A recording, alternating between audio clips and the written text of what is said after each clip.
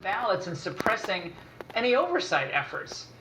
Tricia, thanks for joining us. Tell us exactly what you saw. Well, thank you for covering this. It's very disheartening to hear so many denying that this is happening in Michigan. My experience in Detroit, Republicans were denied meaningful access to observing the ballot counting process. We were told that the hall was full, only to learn that a large group of union members were allowed to gain access to the hall. Once we were able to gain access inside following them, it was clear that Detroit city election workers were scanning and counting ballots for voters whose names did not appear in the voter rolls. And when we tried to challenge those, our challenges were largely ignored. Well, Tricia, we'll get to that in a moment, but I want to show a video that you took that you just mentioned. GOP poll challengers locked outside of a ballot counting center. Watch.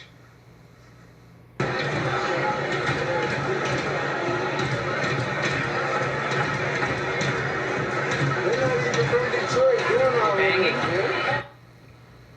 Tricia, how long before they were let in? You could hear it. Was that banging, knocking on the video? How many ballots had been counted, do you think, in the meantime? Well, about 90% of the counting boards were inactive for about 4 hours. So they had actually removed several Republican poll challengers prior to locking the doors. And those were folks who were trying to gain access. They actually put up cardboard over the windows so that those folks couldn't see what was happening inside.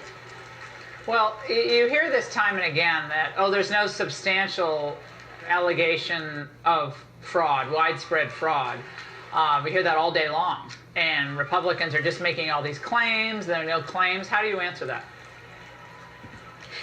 Honestly, I've been a poll challenger in various elections since 2012, and I have never seen anything like this. This raises a lot of concerns about the integrity of our elections, and I sincerely hope that this is investigated to the fullest extent. Yeah, well, it looks like at least Bill Barr thinks there are issues to be investigated. But I think that the simple question was raised last week, Tricia, that if you have nothing to hide, then why just not let people in? And probably be a pretty boring job just to watch ballots going in. But why the fuss of not letting people in, and they're getting aggressive with some of the poll watchers? Like, why do that? Is it just for fun to be aggressive? It's curious. I truly believe that they were trying to wait us out, that they were trying to encourage Republicans to leave the room because they did not want us to see what was happening. Well, we hope we get more information as the days go forward. Tricia, thank you so much. And there's no question that mass mail-in voting, it's been an unmitigated disaster.